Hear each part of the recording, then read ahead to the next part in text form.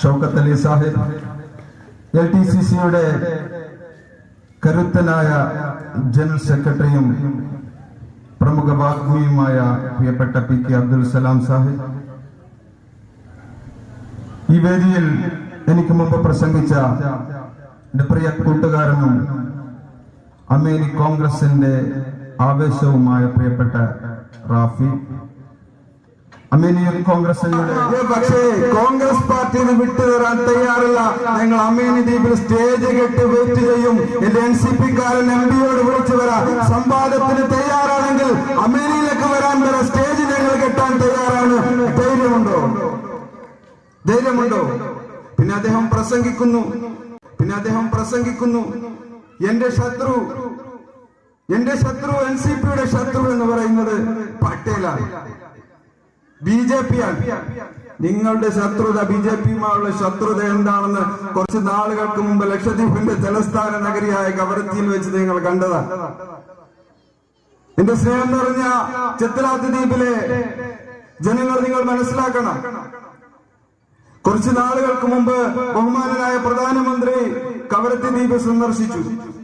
ആ സന്ദർശനത്തിന് മുമ്പ് പ്രധാനമന്ത്രിയുടെ സന്ദർശനം എങ്ങനെയാണ് ലക്ഷദ്വീപിലെ ജനങ്ങൾ സ്വീകരിക്കേണ്ടത്, ഏത് രീതിയിലാണ് അദ്ദേഹത്തെ ആനയിക്കേണ്ടത് എന്നുള്ള കാര്യം ചർച്ച ചെയ്യുന്നതിന് വേണ്ടി പ്രഫുൽ കോട പട്ടേൽ, ഇന്നത്തെ അഡ്മിനിസ്ട്രേറ്റർ, കവരത്തി ദ്വീപിൽ ഒരു മീറ്റിംഗ് വിളിച്ചു. പട്ടേലിന്റെ അധ്യക്ഷതയിൽ മീറ്റിംഗ് വിളിച്ചു. കവരത്തിയിലുള്ള എല്ലാ രാഷ്ട്രീയ പാർട്ടിയെയും ആ മീറ്റിംഗിലേക്ക് ക്ഷണിച്ചു.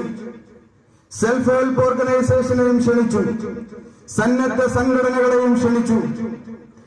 പക്ഷേ ഇന്ത്യൻ നാഷണൽ കോൺഗ്രസിനെ ക്ഷണിച്ചപ്പോൾ ഞങ്ങളുടെ പ്രിയപ്പെട്ട നേതാവ് അഡ്വക്കേറ്റ് ഹംദുള്ള സയ്യിദ് സാഹിബ് നിലപാടെടുത്തു.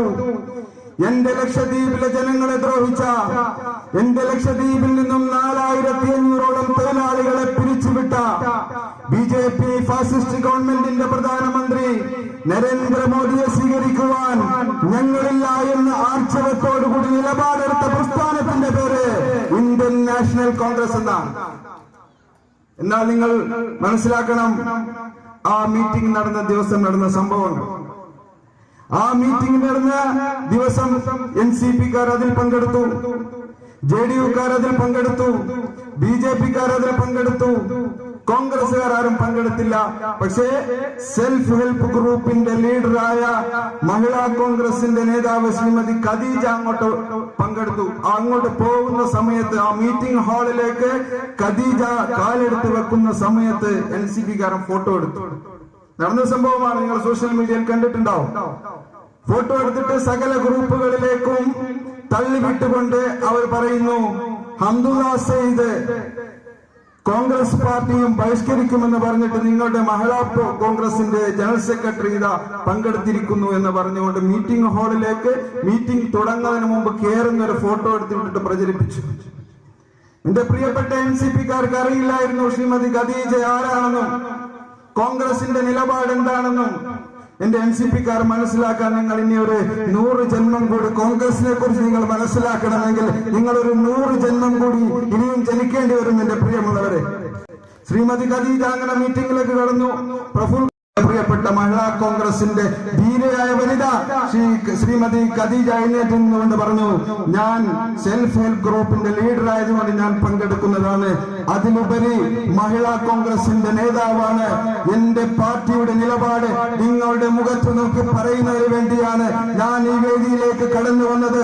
എന്റെ നാടിനെയും എന്റെ നാട്ടുകാരെയും ദ്രോഹിച്ച ഈ നരേന്ദ്രമോദിയെ സ്വീകരിക്കുവാൻ ഞാനില്ല എന്ന് പറഞ്ഞുകൊണ്ട് പട്ടേലിന്റെ മുഖത്ത് നോക്കി പറഞ്ഞിട്ട് ഇറങ്ങിപ്പോയ ഇന്ത്യൻ നാഷണൽ കോൺഗ്രസിന്റെ ശ്രീമതി ഖദീജയെ കുറിച്ച് ഫോട്ടോ എടുത്തവർ അത് കഴിഞ്ഞപ്പോൾ ലജ്ജിച്ച് തലതായിട്ട് പോയി.